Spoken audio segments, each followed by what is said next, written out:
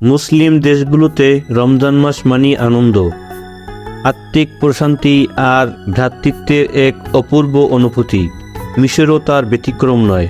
আলী ইয়াল্লা বলো রমাদান কারীম। রমাদান কারীম। হ্যাঁ, আজকে কি আমাদের? আজকে আমাদের ইফতার পার্টি আর খেলা।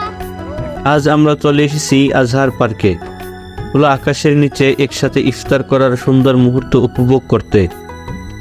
সম্পূর্ণ আয়োজনটা আমরা নিজেরাই নিজেদের মতো করে সাজিয়েছিলাম। আমাদের মতো ইফতার করার জন্য এখানে অনেকে উপস্থিত হয়েছেন। ছোট্ট কিন্তু আন্তরিক এক আয়োজন, যেখানে ছিল ভালোবাসা আর বন্ধুত্বের ছোঁয়া।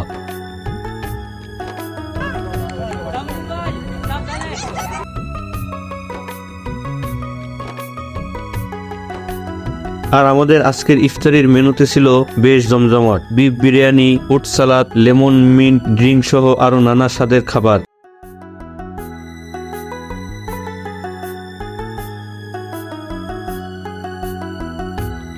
প্রকৃতির মাঝে প্রিয় মানুষদের সাথে এমন একটি ইফতার মুহূর্ত সত্যিই রমজানের আনন্দকে আরো বিশেষ করে তোলে।